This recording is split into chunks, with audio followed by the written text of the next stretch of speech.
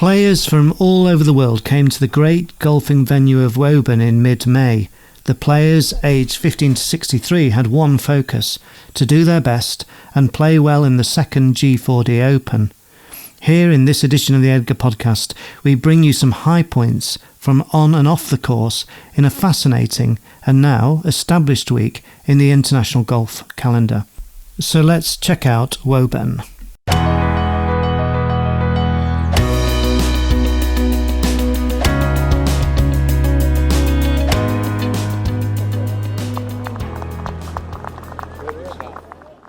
Shortly after 8 a.m. on May the 15th, watery sunshine greets Susan Simpson, the R&A Assistant Director of Amateur Championships, and her hard-working team at Woburn. Wearing white gloves to protect the gleaming winner's silverware, weeks of preparation for the G4D Open are completed as the two trophies are put in place beside the men's and women's first tees on the Duchess Course. On the stroke of 8:30 a.m. in Match 1, Daphne van Houten of the Netherlands is announced on the official starter's microphone to a hushed gallery, which watches as the 25-year-old prepares to strike the first blow of the tournament. Van Houten, already something of a veteran of G4D, Golf for the Disabled tournaments, thoroughly deserved this honour. And being Daphne, she essayed a fine drive down the middle of the first fairway to the applause of all present. 80 players from 19 countries assembled for the week, May the 13th to the 17th, for the challenge of tackling the beautiful but highly testing Duchess Course over 54 holes in gross stroke play. This inclusive tournament, created by event partners the R&A and the DP World Tour, supported by EDGA, was off and running in its second year. Every attempt had been made to ensure that the venue was first-rate for the competitors, perhaps the best example being the work carried out to make every bunker on the course accessible to all the golfers, including those who play from a powered chair. And looking around this famous venue, it was hard to miss the striking signature dark blue of the R&A's G4D Open signage, the colour and typeface synonymous with the Open and other historic events, all designed to inform and inspire competitors and spectators alike. And, as happens at such international events elsewhere, many of the club golfers in the area wanted to support this tournament, with more than 120 members of Woburn and nearby venues volunteering to help the players in scoring, caddying, ball spotting and other key tasks. One G4D player summed it up well on the first day. "I love it. It feels like our Open," he said. The players responding by meeting the challenge in front of them and playing some wonderful golf all week. Daphne van Houten summed up her own opening shot, which had an historic feel at the end of her round. That was amazing to do. Many people watching and the nerves coming up, and that always feels nice. And to hit a good one as well is amazing to do. Good par in the first hole. So I wasn't here last year, so my first time coming on G4D Open, and it's massive. 80 players and then so many people watching on the first tee and in the course, and they're all clapping for you, and it does cheer you up and keeps you going when there's so many people supporting you. So it's an amazing event, and I think it can grow the game as well. I see loads of people that are just cheering us on so they can see what we can do. As each player left Woburn's clubhouse and made their way towards the course, they would be much aware of a series of striking 12-foot-high presentation boards bearing photographs celebrating last year's overall male and female victors, but also the winners of the 9 sport classes of athletes taking part. 3 of these were standing classes, 2 were sitting, 2 visual and 2 intellectual. On these boards, along with established names such as Kip Poppert and Brendan Lawler, there was one for Italy's Stefano Palmieri, winner of Visual 1 last year, a player who is totally blind, and England's Terry Kirby, champion in Sport Class Sitting 1 last year. Now Yorkshireman Terry, returning to Woburn here and seeing his board on arrival, immediately asked to take it home to put by his front door in Hull. We will get back to Terry on that one. The players visited from all parts, including Canada, the USA, Europe, Japan and Australia.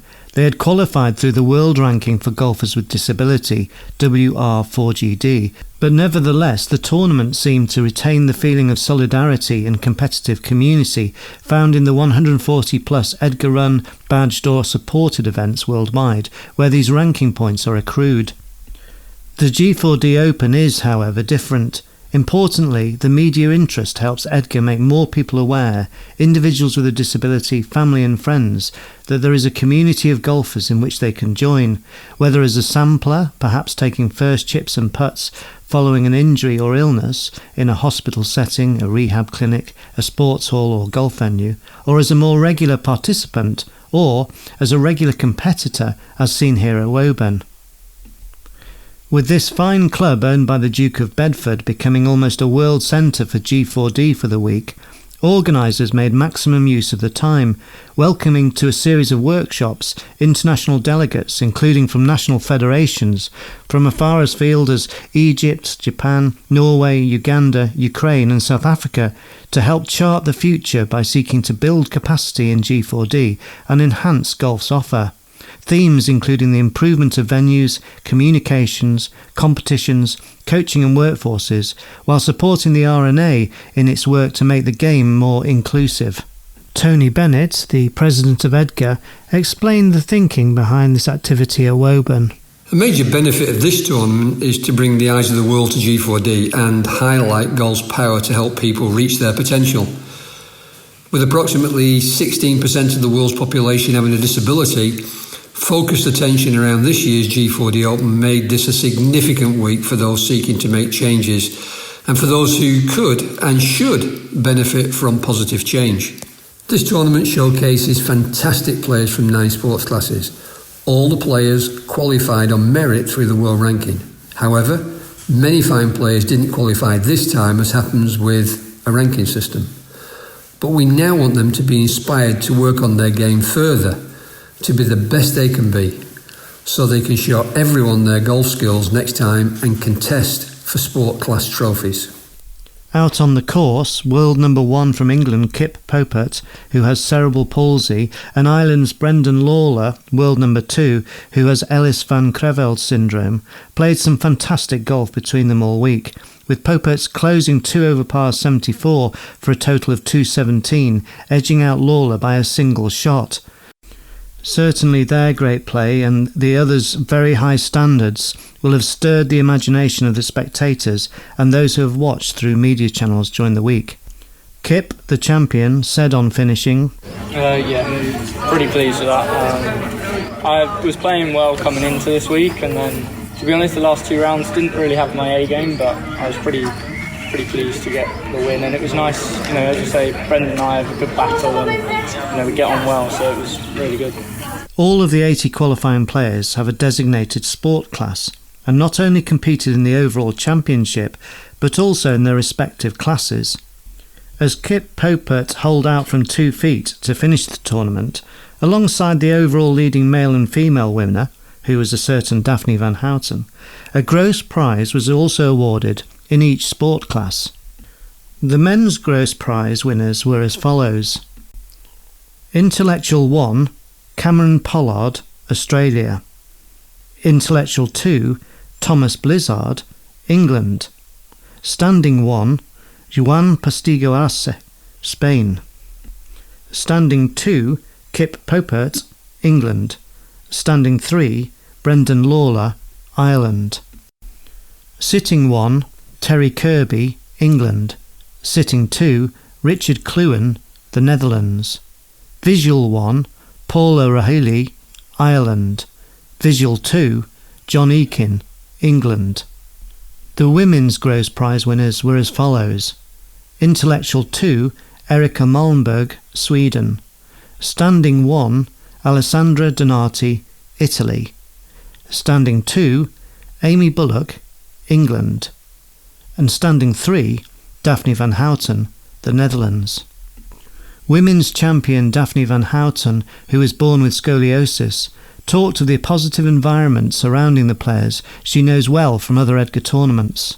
And it's just been nice to catch up with everybody. I came here earlier and I think I spoke to all 80 of them, so that's nice, yeah. Well, I like to thank my caddy. I didn't know her before. She just walked on the first tee on the first day and she did perfect. Like, just chatting around, keeping me comfortable. Of course, I want to thank my parents. They did a lot for me in golf. They brought me to many tournaments when I was younger. They went through my operation together with me and they always have my back.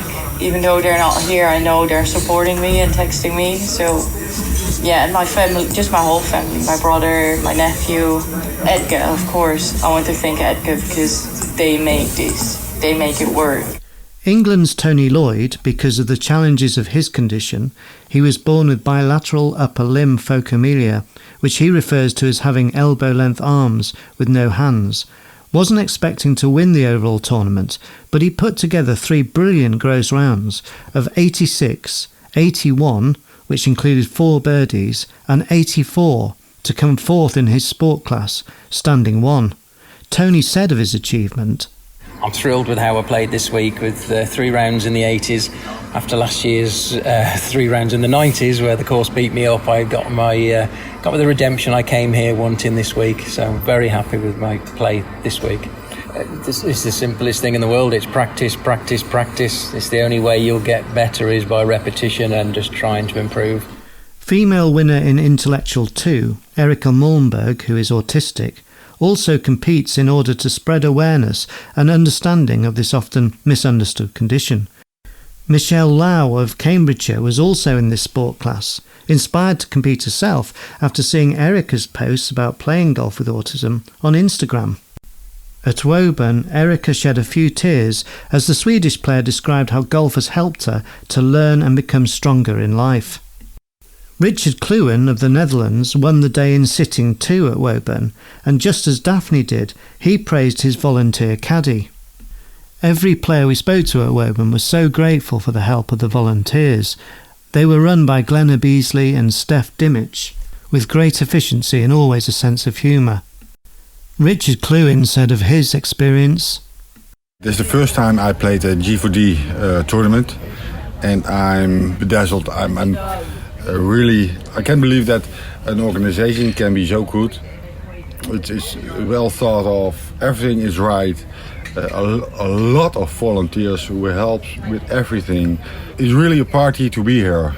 And I know for sure I will be here next year. On the first tee, I asked for the caddy. Where's my caddy? He said, oh, you don't have a caddy. So I will arrange a caddy for you. So I was like, oh, I hope it's a good one. No, I got Susan Cayley, and I think she's the best caddy a man can ever wish for. We exchanged numbers, and when I come back next year, she is my caddy again. So we had good fun. We had the chemistry. It clicked. With the backing of the Duke of Bedford, president of Woburn Golf Club, and his highly professional staff, nothing was too much trouble in a week when the details were important as the broad brush.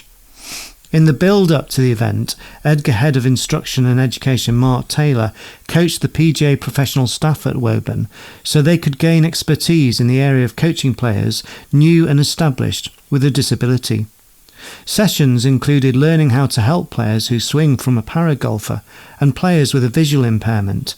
PGA assistant professional Jacob Fawcett said the training was a confidence booster, giving me knowledge and insight so I can always welcome a golfer with disability and be able to help them in their approach to golf. Meanwhile, Mark Taylor and EDGA eligibility assessor, the excellent Leanne Clark from Gulf Island, welcomed 2 groups of mental health patients from the East London NHS Foundation Trust to Woburn, offering the RNA-approved D3 First Touch golf format, which uses safe, light, colourful, adapted golfway chippers and putters with soft balls that can be used in non-golf venues such as hospitals and schools. Importantly, Mark and Leanne were able to offer training in D3 to staff and volunteers from the Trust so they could impart their new learning to a great many patients in the year ahead. EDGA's Mark Taylor explained this thinking further. So it was a really good time to have these patients from various wards of the NHS Trust London come along and try golf for the first time. And some of the feedback we've had from previously training those volunteers and those occupational therapists who work with these patients has been great. They're actually starting to deliver golf at the NHS centres. They've got a grass area. They've been D3 trained by us. They've got some equipment. We're helping supply them with some further equipment to have ongoing opportunities for them to be able to quickly access golf and go out and play for half an hour. That's exactly what we wanted. It's also good to see a different demographic taking part in these activations, actually showcasing some of the other benefits that golf has in a wider aspect of golf and health. The visual putting challenge held near the clubhouse was both an awareness exercise for all present and used in organised training for new guides for players with visual impairment.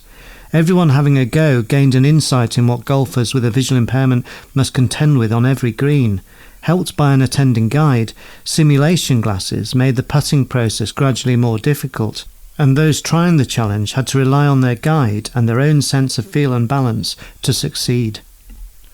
A group of students from Leland's High School, Luton, were eager to take part in this challenge, with EDGA tournament director Manon Egermont using her training to act as their guide. The school's Director of Physical Education, Shane Harnett, brought 2 groups totalling 22 students, including 8 young people with special educational needs, along to the challenge.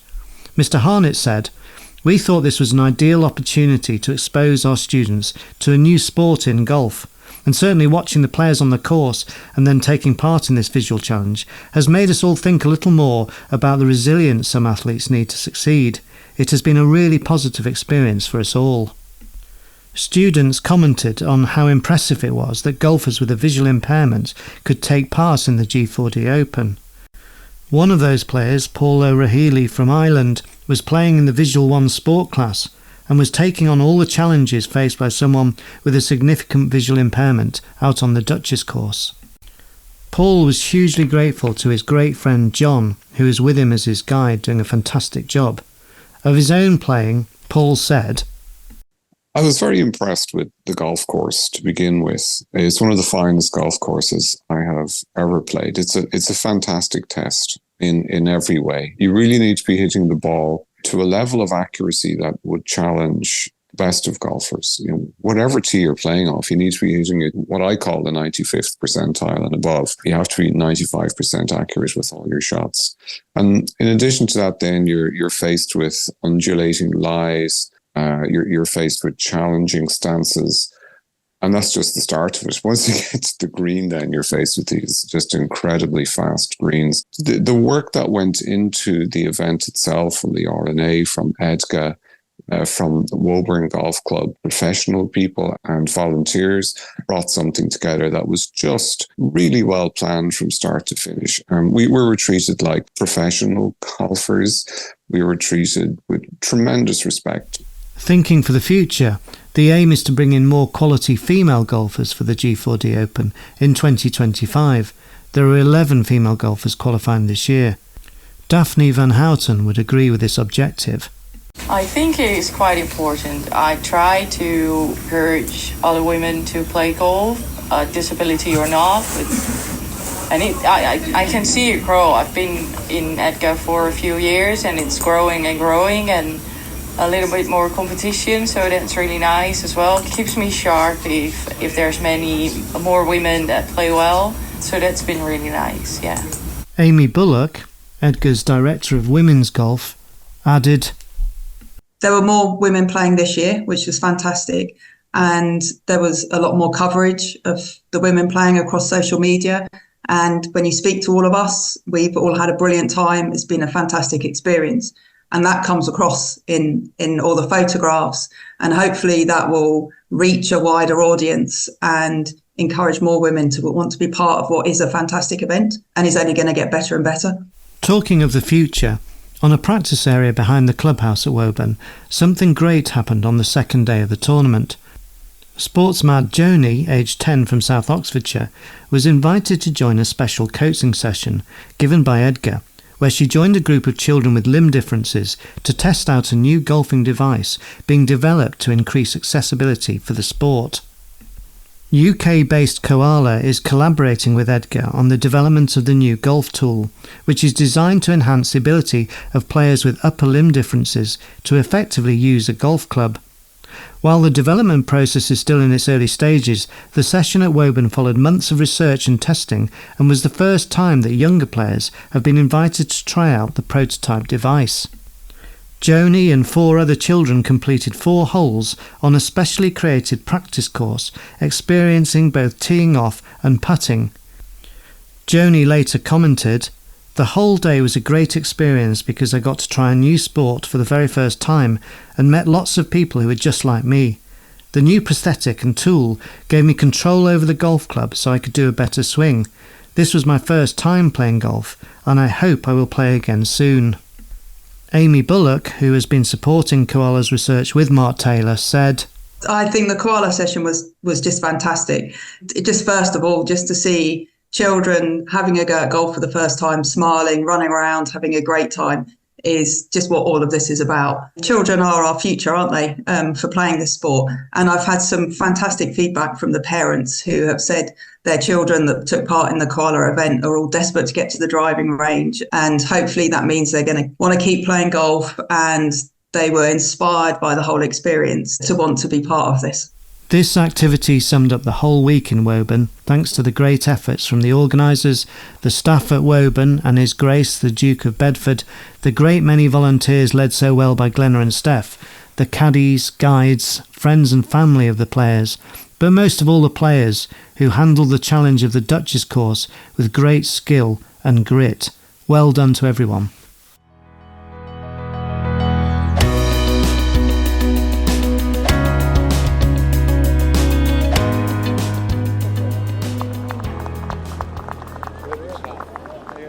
This EDGA podcast was written and narrated by Ben Evans, and the sound production was by Martin Maynard of Sounds Good. You can find more stories of people with a disability thriving through golf in the profiles section of the EDGA website at edgargolf.com, and you can contact members of our team through the website.